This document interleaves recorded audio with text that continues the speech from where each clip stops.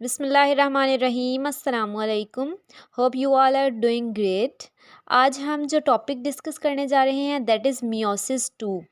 Meiosis का introduction और उसकी फेजेस, सब फेजेस को नेक्स्ट हमने प्रोफेज़ वन की जो है वो सब फेजेस थी, जिसको हमने लास्ट लेक्चर में देखा। उसके बाद हमने जो है वो टीलो फ़ेज़ 1 और एना फ़ेज़ 1, ये सारी फेजेस डिस्कस की। इसके बाद हमारे पास मियोसिस 1 के बाद मियोसिस 2 आता है, जो कि बहुत कम एक्सप्लेन किया गया है यहाँ पे बुक में, क्योंकि ये बिल्कुल माइटोसिस की तरह होता है इसका प्रोसेस। क्रोमोसोम्स सबसे पहले क्या होते हैं, कंडेंस होते हैं, ठीक है। क्रोमेटिन मटेरियल की फॉर्म में होता है, ठीक है। पहले जो है वो जेनेटिक मटेरियल, फिर वो कंडेंस होना स्टार्ट हो जाता है, माइटोटिक ऑपरेटिस बन जाता है। माइटोटिक ऑपरेटिस जब बनता है तो जो क्रोमोसोम्स हैं वो कहाँ पे अरेंज हो जाते हैं, बिल्कुल सेंटर में, यहाँ पे इक्वेटर पे अरेंज हो जाते हैं। सारे होमोलोगस जो क्रोमोसोम्स हैं वो इक्वेटर पे आ जाते हैं, और जो क्रोमेटिड्स हैं फिर वो सेपरेट होना शुरू हो जाते हैं। पहले हमारे पास क्या था कि जो होमोलोगस क्रोमोसोम्स थे वो जो है वो सेपरेट होते थे, लेकिन अब हमारे पास क्या सेपरेट हो रहे हैं, ये क्रोमेटिड्स सेपरेट हो रहे हैं। और उनके नतीजे में कितने न्यूक्लियाई बन रहे हैं, 4 न्यूक्लियाई बन रहे हैं। पहले होमोलोगस क्रोमोसोम्स जो थे वो सेपरेट आउट हो रहे थे, जो दोनों होमोलोगस क्रोमोसोम्स हैं वो जा रहे थे, लेकिन अब क्या है, हमारे पास क्रोमेटिड्स इस तरह से सेपरेट हो रहे हैं, और इसके नतीजे में कितने बन रहे हैं, 4 न्यूक्लियाई बन रहे हैं।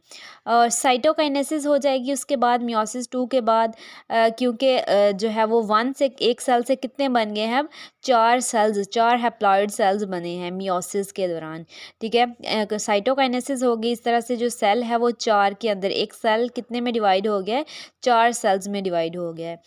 ये यहाँ तक जो है वो मियोसिस का प्रोसेस कंप्लीट होता है। और उसके बाद उसकी सिग्निफिकेंस की अगर हम बात करें कि जो मियोसिस का प्रोसेस है इसकी जो है वो हमारे पास क्या सिग्निफिकेंस है, अहमियत क्या है इसकी।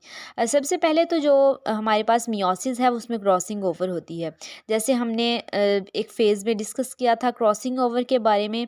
पेरेंटल जो क्रोमोसोम्स होते हैं वो exchange segments resulting new genetic recombinations, ठीक है।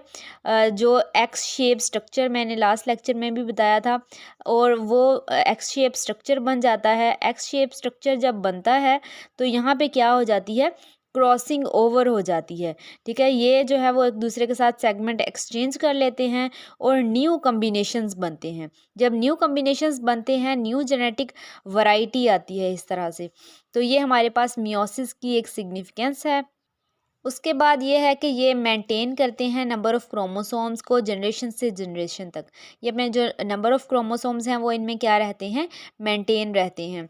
क्रॉसिंग ओवर होती है इंडिपेंडेंट असॉर्टमेंट ऑफ़ क्रोमोसोम्स, जिसके नतीजे में क्या आती हैं, वेरिएशंस, मॉडिफिकेशंस आती हैं जीनोम के अंदर। क्योंकि जब सेगमेंट्स एक्सचेंज होते हैं, कुछ पेरेंट मदर की तरफ से और फादर की तरफ से जो सेगमेंट्स एक्सचेंज होते हैं, कुछ खसूसियात फादर की तरफ से और कुछ जो है वो मदर की तरफ से होती हैं।